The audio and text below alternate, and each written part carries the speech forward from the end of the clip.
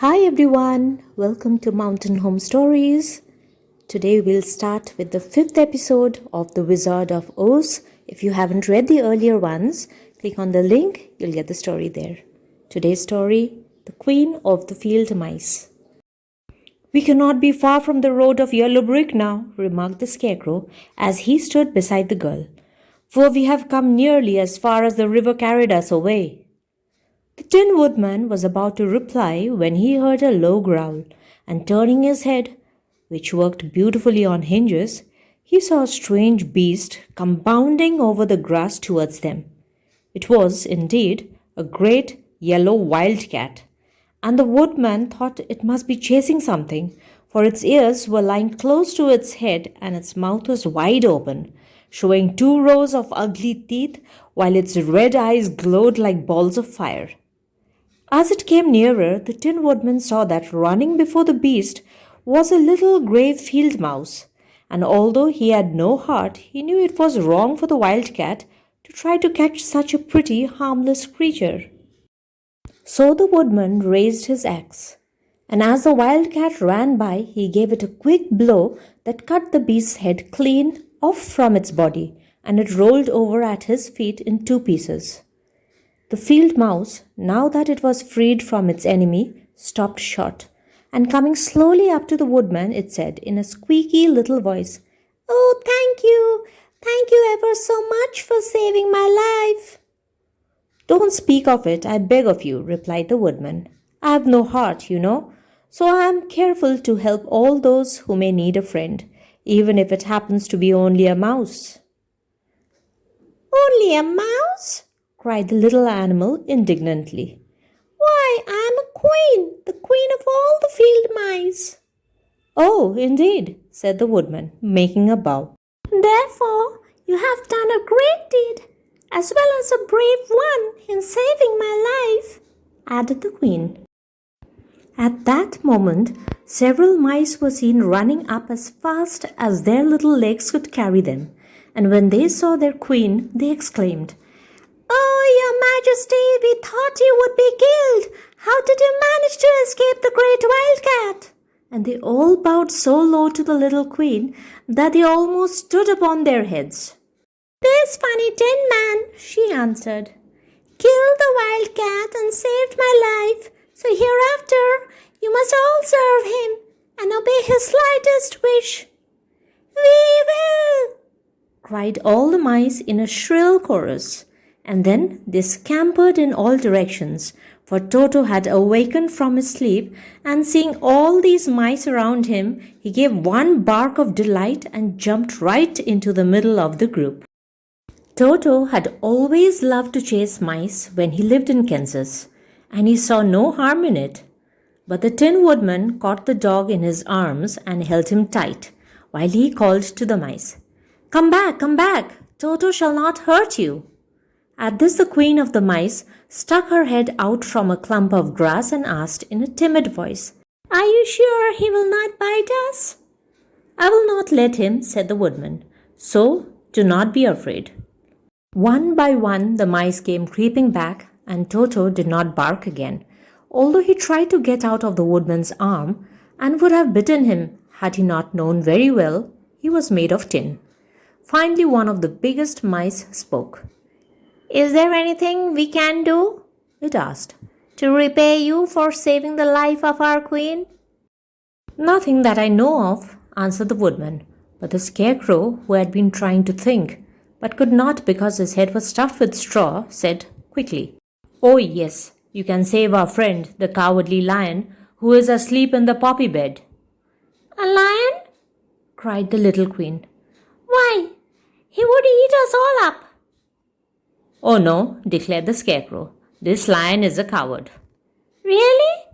asked the mouse. "He says so himself," answered the Scarecrow, "and he would not hurt anyone who is our friend. If you will help us to save him, I promise that he shall treat you all with kindness." "Very well," said the queen. "We will trust you, but what shall we do?" "Are there many of these mice which call you queen and are willing to obey you?" "Oh yes, there are thousands," she replied. Then send for them all to come here as soon as possible, and let each one bring a long piece of string. The queen turned to the mice that attended her and told them to go at once and get all her people. As soon as they heard her orders, they ran away in every direction as fast as possible. Now, said the Scarecrow to the Tin Woodman, you must go to those trees by the riverside and make a truck that will carry the lion. So the woodman went at once to the trees and began to work, and he soon made a truck out of the limbs of trees, from which he chopped away all the leaves and branches. He fastened it together with wooden pegs and made the four wheels out of short pieces of a big tree trunk. So fast and so well did he work that by the time the mice began to arrive, the truck was all ready for them. They came from all directions, and there were thousands of them, big mice and little mice and middle-sized mice, and each one brought a piece of string in his mouth. It was about this time that Dorothy awoke from her long sleep and opened her eyes. She was greatly astonished to find herself lying upon the grass with thousands of mice standing around and looking at her timidly. But the Scarecrow told her about everything, and turning to the dignified little mouse, he said, "Permit me to introduce to you Her Majesty, the Queen." Dorothy nodded gravely, and the Queen made a curtsy, after which she became quite friendly with the little girl. The Scarecrow and the Woodman now began to fasten the mice to the truck, using the strings they had brought. One end of a string was tied around the neck of each mouse and the other end to the truck. Of course, the truck was 1,000 times bigger than any of the mice who were to draw it. But when all the mice had been harnessed, they were able to pull it quite easily. Even the Scarecrow and the Tin Woodman would sit on it and were drawn swiftly by the queer little horses to the place where the lion lay asleep. After a great deal of hard work, for the lion was heavy, they managed to get him up on the truck. Then the Queen hurriedly gave her people the order to start, for she feared if the mice stayed among the poppies too long, they also would fall asleep. At first, the little creatures, many though they were, could hardly steer the heavily loaded truck, but the Woodman and the Scarecrow both pushed from behind, and they got along better. Soon they rolled the lion out of the poppy bed to the green fields, where he could breathe the sweet, fresh air again instead of the poisonous scent of the flowers. Dorothy came to meet them and thanked the little mice warmly for saving her companion from death. She had grown so fond of the big lion, she was glad he had been rescued. Then the mice were unharnessed from the truck and scampered away through the grass to their homes. The Queen of the Mice was the last to leave. "If ever you need us again," she said, "come out into the field and call, and we shall hear you and come to your assistance. Goodbye." "Goodbye," they all answered, and away the Queen ran, while Dorothy held Toto tightly lest he should run after her and frighten her. After this, they sat down beside the lion until he should awaken, and the Scarecrow brought Dorothy some fruit from a tree nearby, which she ate for her dinner. The Guardian of the Gates. It was some time before the cowardly lion awakened, for he had lain among the poppies a long while, breathing in their deadly fragrance. But when he did open his eyes and roll off the truck, he was very glad to find himself still alive. "I ran as fast as I could," he said, sitting down and yawning, "but the flowers were too strong for me. How did you get me out?"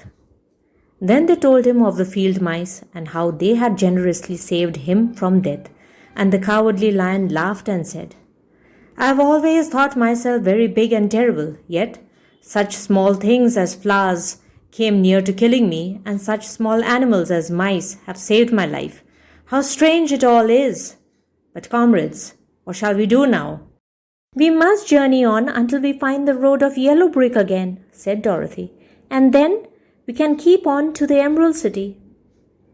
So the lion, being fully refreshed and feeling quite himself again, they all started upon the journey, greatly enjoying the walk through the soft, fresh grass, and it was not long before they reached the road of the yellow brick and turned again towards the Emerald City where the great Oz dwelt. The road was smooth and well paved now, and the country about was beautiful, so that the travelers rejoiced in leaving the forest far behind and with it the many dangers they had met in its gloomy shades.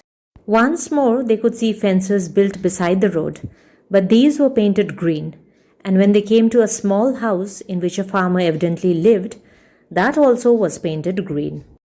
They passed by several of these houses during the afternoon, and sometimes people came to the doors and looked at them as if they would like to ask questions, but no one came near them nor spoke to them because of the great lion, of which they were much afraid.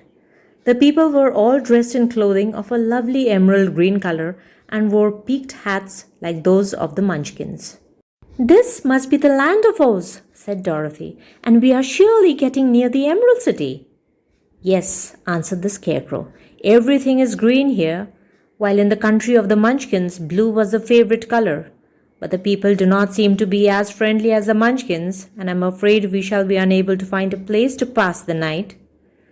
"I should like something to eat besides fruit," said the girl. "I am sure Toto is nearly starved. Let us stop at the next house and talk to the people." So when they came to a good-sized farmhouse, Dorothy walked boldly up to the door and knocked. A woman opened it just far enough to look out and said, "What do you want, child, and why is that great lion with you?" "We wish to pass the night with you if you will allow us," answered Dorothy. "And the lion is my friend and comrade and would not hurt you for the world." "Is he tame?" asked the woman, opening the door a little wider. "Oh, yes," said the girl, "and he is a great coward too, so that he will be more afraid of you than you are of him." "Well," said the woman, after thinking it over and taking another peep at the lion, "if that is the case, you may come in, and I will give you some supper and a place to sleep." So they all entered the house, where there were, besides the woman, 2 children and a man. The man had hurt his leg and was lying on the couch in a corner. They seemed greatly surprised to see so strange a company, and while the woman was busy laying the table, the man asked, "Where are you all going?" "To the Emerald City," said Dorothy, "to see the Great Oz." "Oh, indeed," exclaimed the man. "Are you sure the Oz will see you?" "Why not?" she replied. "Why, it is said that he never lets anyone come into his presence.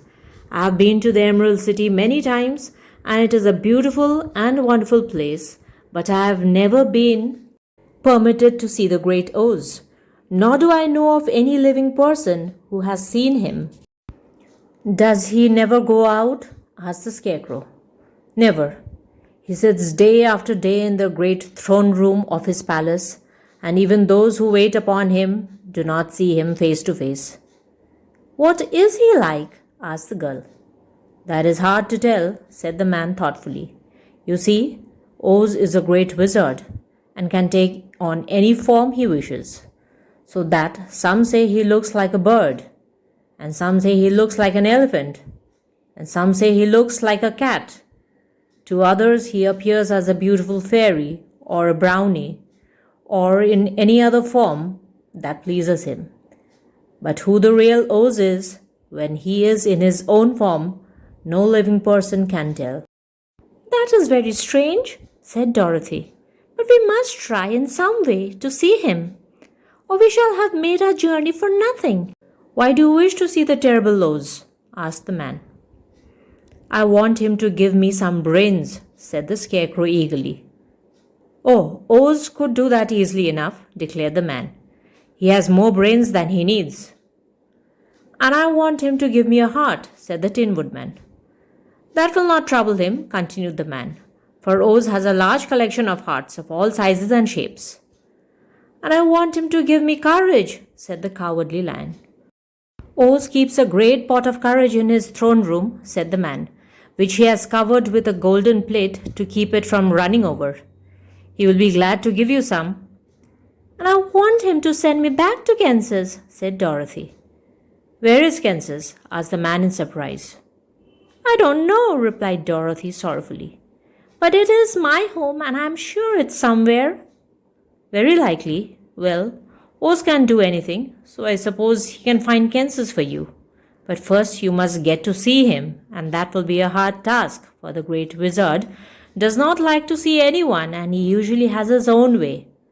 But what do you want? He continued, speaking to Toto. Toto only wagged his tail, for, strange to say, he could not speak. The woman now called to them that supper was ready, so they gathered around the table and Dorothy ate some delicious porridge and a dish of scrambled eggs and a plate of nice white bread and enjoyed her meal. The lion ate some of the porridge but did not care for it, saying it was made from oats, and oats were food for horses, not for lions. The scarecrow and the Tin Woodman ate nothing at all. Toto ate a little of everything and was glad to get a good supper again. The woman now made Dorothy a bed to sleep in, and Toto lay down beside her, while the lion guarded the door of her room so she might not be disturbed. The scarecrow and the Tin Woodman stood up in a corner and kept quiet all night, although, of course, they could not sleep. The next morning, as soon as the sun was up, they started on their way, and soon saw a beautiful green glow in the sky just before them. "That must be the Emerald City," said Dorothy. As they walked on, the green glow became brighter and brighter, and it seemed that at last they were nearing the end of their travels. Yet it was afternoon before they came to the great wall that surrounded the city. It was high and thick and of a bright green color. In front of them, and at the end of the road of yellow brick, was a big gate, all studded with emeralds that glittered so in the sun that even the painted eyes of the scarecrow were dazzled by their brilliancy. There was a bell beside the gate, and Dorothy pushed the button and heard a silvery tinkle sound within.